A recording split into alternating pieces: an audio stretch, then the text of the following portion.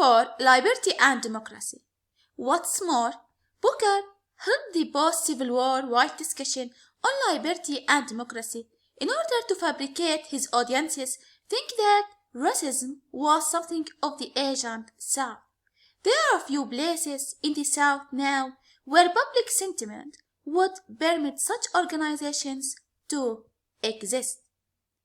Aside from this, in order to confirm the institutional debate of the past, he reminds that he has referred to this pleasant part of the history of the South simply for the purpose of calling attention to the great change that has taken place since the days of the Ku Klux. Over and above, Booker also admits the wide potential for Negro integration. Throughout the tale, Booker pointed at white characters that he faced, such as General Armstrong, who employed him for wages as an instructor and helped him in incorporation the Tuskegee Institute. Fresh from the grating influences of slave plantation and coal mines, it was a rare privilege for me to be permitted to come into direct contact with such a character as General Armstrong. Friends subscribed journals, maps, books, forks, and knives. Booker was the only instructor. He ran the space as much as the Hampton Institute, containing daily observations of dress, chambers, and other things necessary for doing something. Initially, the attendance rate was around 37. It doubled during 2 months. Booker started recruiting instructors, fundamentally Hampton graduates.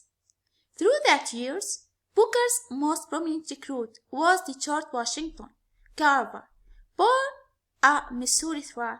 He was detached from his mom, and he never realized who his dad was. While helping himself as a household operator, hotel cook, laundryman, and plantation worker, he also embarked as much as he could around animals and plants. He passed to earn a high school teaching by his late 20s. He came in Samson College in Indianola, Iowa, then switched to Iowa State Agriculture entirety and obtained a BA in 1894 and then a Mass in 1896. Moreover, he transferred to Tuskegee, where he controlled the agriculture administration. The single crop framework in the South had basically exhausted the soil, so Carver promoted planters to restore ground nitrogen by sowing soybeans, sweet potatoes, and peanuts. Because there was restricted indigence for these, he supposed hundreds of new usages. However, Booker's Up From Slavery exposed the post-emancipation autobiographical intense difficulties.